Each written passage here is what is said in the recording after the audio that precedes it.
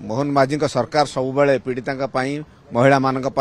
बद्धपरिकर तेणु यही गोटे इनसीडेंट है त्वरित बेगर चिकित्सा भुवनेश्वर एम्स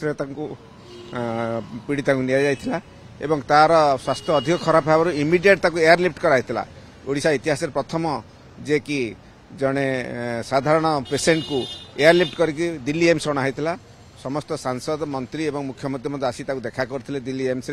परिवार वर्ग सहित देखा करते बहुत आम डाक्तर सहित देखा करके माने उन्नत मानर चिकित्सा देवाई आम कहीलु कि दुर्भाग्यवशत आज सी झीर देहांत हो जाए से दुखित मुझे दुख प्रकाश करुच्ची निश्चय जी अच्छी अपराधी की जहाँ अच्छी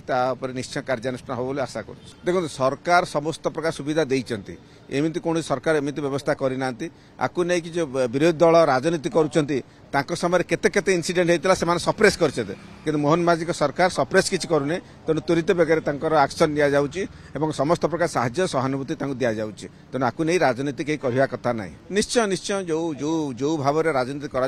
देखुचु ताकू नहीं राजनीति रुटी सेखा दरकार ना कारण आम तो समस्त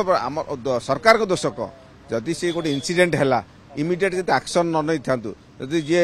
घंट घोड़े था सरकार पर दोष देवा कथा कि सरकार तो पूरा इमिडिएट एक्शन नि इमिडिएट जिते आसी दिल्ली एम्स समस्त एमपी मंत्री एवं आमर मुख्यमंत्री केंद्र मंत्री समस्ते आसिक देखा करके किमिति तार उन्नत मानर चिकित्सा हो पार से विषय कथबार्ता हो। हाँ माने देखंतु माने विपक्ष दल मान तो एमते कहिबे कि समय कौन होती एनालिसिस करिया दरकार जो जो माने ममिता ठार आरंभ करके जेते प्रकार इनसीडेंट सब होईची माने पिहू गोटे झील हजि जाइए ताकू पाऊना तेणु बर्तमान ताकू राजनीतिक रुटी सेखा दरकार ना माने आईन श्रृंखला परिस्थिति ठीक अच्छी बर्तमान पुलिस जेहेतु बर्तमान स्ट्रेस दिखाई किमी तार स्वास्थ्य बंचेवा झीटा बचाई बहुत मान चेष्टा चली बर्तमान पुलिस निश्चय जे दोषी होना कहीं जहाँ कहले पाताल खोजिक बाहर करा।